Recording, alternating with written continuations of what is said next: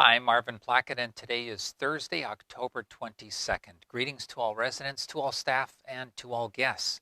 Sure hope you're doing well. Haven't seen you for the last 3 days.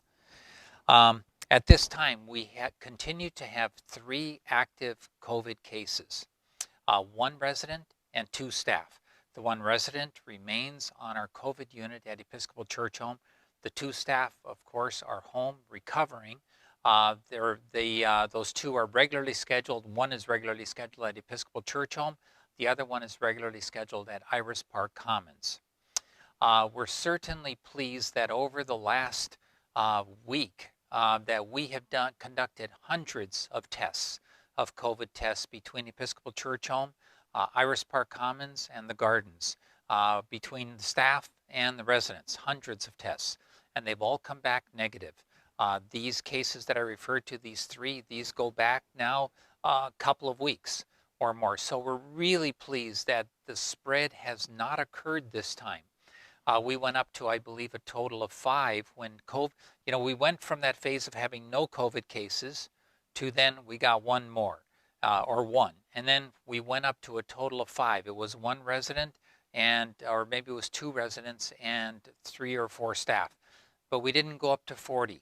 We're really pleased at how well contained, how limited COVID entered this time around. It did not rapidly spread. And again, that was just 2 residents, and it went up to, I think, 3 or 4 staff. So we're down to 3 total, 1 resident, 2 staff. Really pleased about that. So, at Episcopal Homes, we have 10 communities. That means we have COVID of 1 resident in just one of our communities that has COVID. The other 9 communities, no COVID. So we're really pleased about that. And of course, we want to keep it that way. And it's through help from every single one of you that we are able to do that.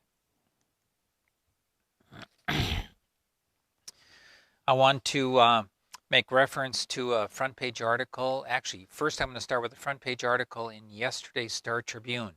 It talked about let me think of the organization again. Which was it? It was, Salvation Army.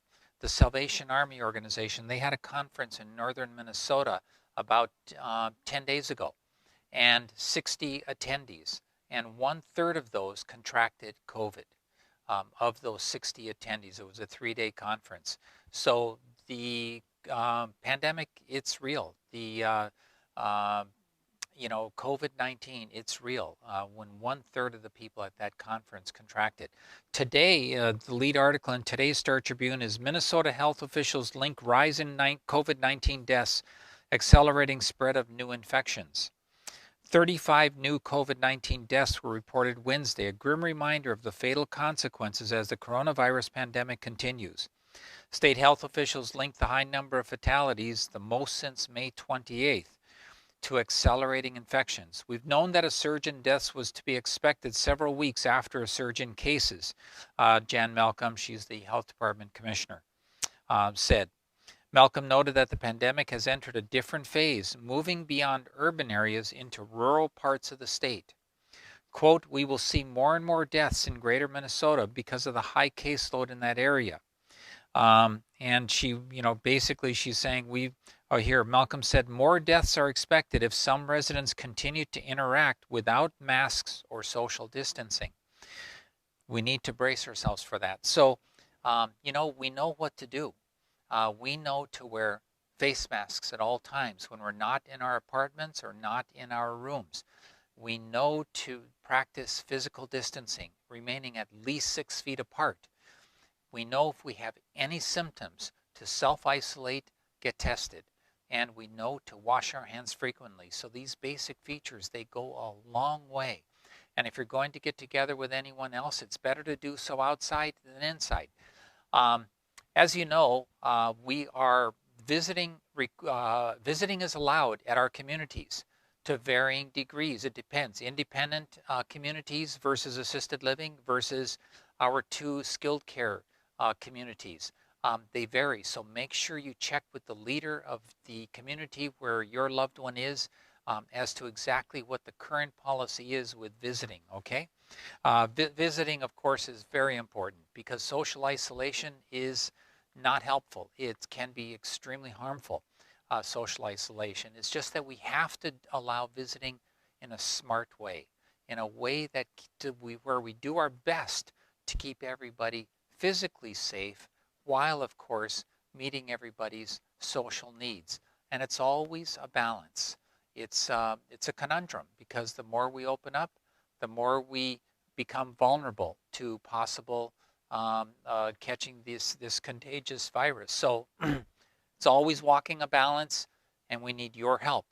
Face masking, physical distancing, washing hands frequently. If you have any symptoms, self-isolate and get tested. Those key features.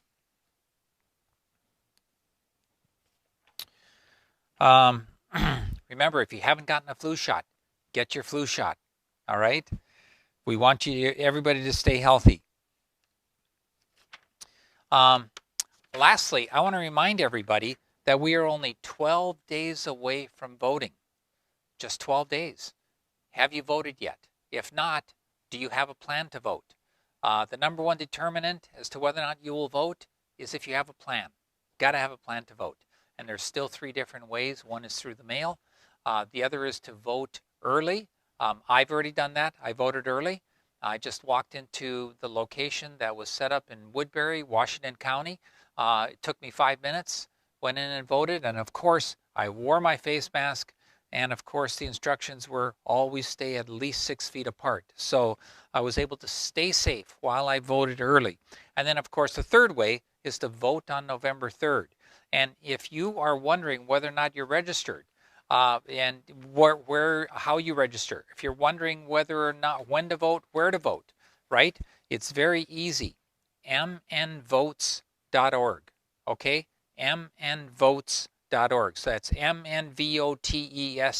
Just go to that website.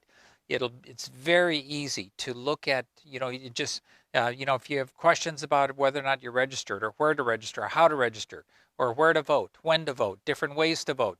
There's just these different boxes. It's really easy. It just takes you by the hand. So be sure to vote. It's a civic duty for every single one of us.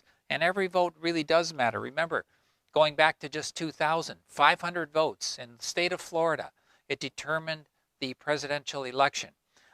It was 2 years ago, somewhere in Minnesota. I don't remember the election. I don't remember what they were running for, but it was one of these local positions, and the vote was tied, and then in the recount, it went back and forth between the 2 candidates by 1 vote.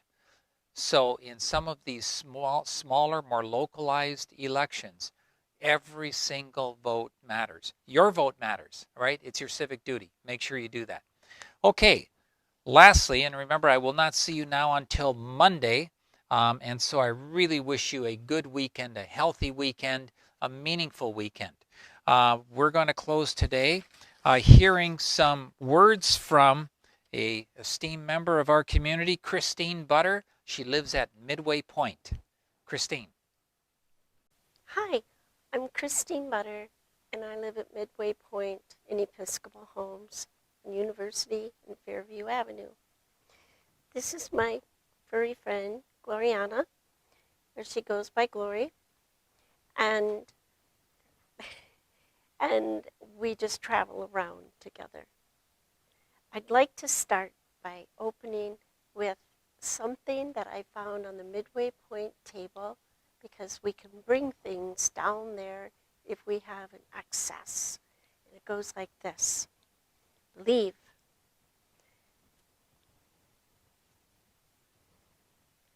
To accomplish great things, we must not only act, but also dream. Not only plan, but also believe. This is something that my family knows very well. Look to this day, for it is life, the very life of life. In its brief course lie all the verities and realities of your existence, my existence, our existence. The bliss of growth, the glory of action, the splendor of beauty, for yesterday is but a dream, tomorrow's only a vision. But today well lived makes every yesterday a dream of happiness and every tomorrow a vision of hope. Look well, therefore, to this day. Kalidasa. This is something that my daughter and I came up with, or someone else very special in my life. It's not my job to fix or save people. Be liked. Do it all. Please everyone. Hold it all together. Who hears that? But it is my job to love people, be authentic, take the next step, speak my truth, and breathe. In closing, to be deeply religious is to have a passionate interest in the wholeness of existence, to seek for the connecting tissue in apparent separations, and we are 10 communities, to turn from disorder to seek the unity which lies hidden in our diversity, in my diversity, to pull hatred inside and expose it. It's the dark side of love.